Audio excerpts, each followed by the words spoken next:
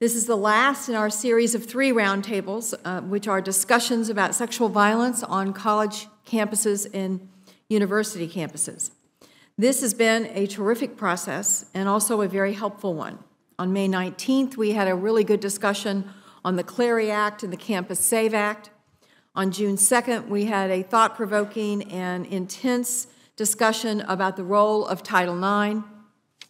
I wanted to hold these roundtables so that we could bring people together rather than having all of the university officials at one and all of the police at one and all of the victim survivors and advocacy groups at one. I wanted to mix each one so we could get the discussion back and forth, which I think has been really helpful in us finding where really there are points that we can move on in terms of making improvements and changes and holding out best practices to other campuses. This topic is very near and dear to me, today's roundtable. As a former prosecutor, I have been on the front lines of the fight against sexual assault.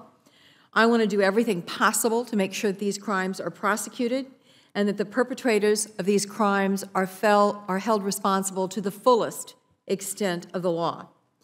But as a former prosecutor and a former lawmaker at the state level, I know that our criminal justice system and the laws that support it are not always perfect.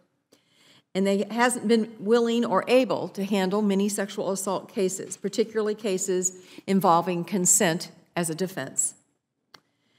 And especially when there may have been intoxication, in fact, the fact pattern that we see most frequently on college campuses.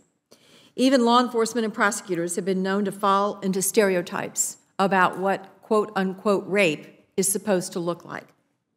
Educational institutions have a role to play here too. They have a commitment to their students and their community, and when incidents of sexual violence happen, they have an obligation to investigate what happened, support the survivor, ensure a safe campus for all students, and if the facts bear it out, punish the offender for violating the school's code of conduct. In my many conversations with survivors, I have heard again and again how both systems have failed, to the point where it appears many survivors have little or no confidence in either the criminal justice system or the administrative process in their own colleges and universities. I hope we can talk today about how to ensure that both processes work better, support victims, and hold perpetrators accountable. One of my fears here is we are having way too many interviews of sexual assault victims that are not being conducted by someone who knows how to do a forensic interview. And I think the detective will tell you that, and the prosecutors will tell you that in a lot of cases, the difference between holding someone accountable sometimes has more to do with how the victim is interviewed than the underlying facts of the case. And so in a perfect world, I would have someone on every college campus who was the very first person to talk to a victim when a victim is willing to talk, make sure that every single one of those people had been trained in a forensic interview technique as it relates to a sexual assault crime. But tell me your sense of how well you all are working with local law enforcement. I think there's another gulf besides the one between campus police and the area police, and that's between often student affairs professionals on campus, Dean of Students Office, Student Conduct, other offices, departments, and campus safety. And sometimes that can be a huge gap. And when I go to my national conference, I hear that repeatedly. We just don't get along, we don't talk. Yeah. I'm really blessed to work at an institution where we do talk, we do collaborate. That Safety Matters group, there are active participants from campus safety, as well as our Springfield Police Department. I'd also note, and I don't think everyone can do this, but we've got a very unique situation that the Springfield Police Department has a substation on our campus, and they are responsible for the entire city, but their concentrated efforts, unless they're called away, are the campus and the surrounding area. So that leads to, I think, a better relationship all around.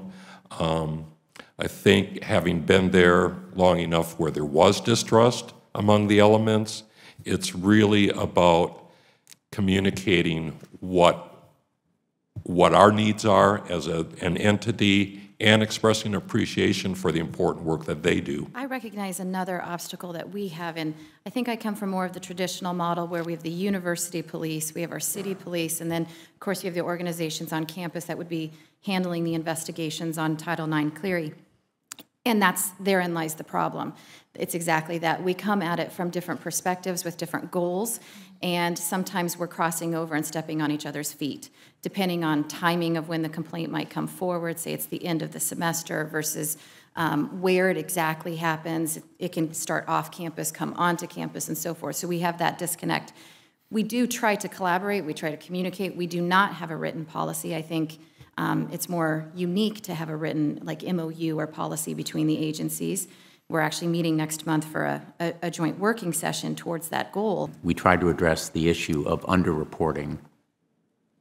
Why are women, mostly women are victims, not coming forth more frequently? And this crime is hugely underreported, maybe outside the campus as well. Survivors have such a range of needs, both in the immediate aftermath of violence and in the years that follow. So at Know Your Nine, we've heard many different stories from survivors across the country.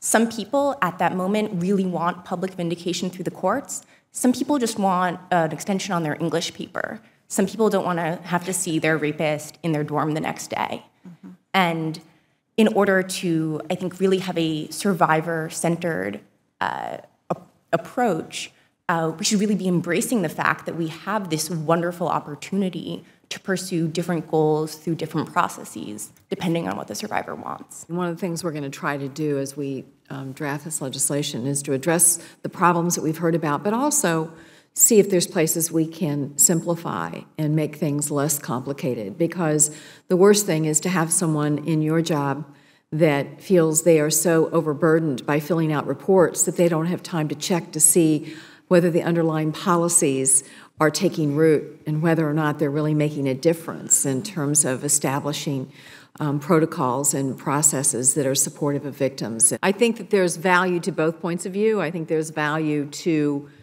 cooperating, but then there's also value to bringing the hammer down. And we've got to figure out, I mean, if no school ever thinks the hammer is going to come down, then that's also a problem. And frankly, we've talked a lot about the statute, that the only real penalty that they have is to remove all federal funding, which we all know is totally unrealistic and never going to happen. So we need to have some kind of middle ground. I want to thank all of you. It's been terrific. Thank you all. We've learned a lot, and I think we are better informed than when we began, and you all are doing tremendous work, and I really appreciate you taking the time and traveling to be here today and helping us with this.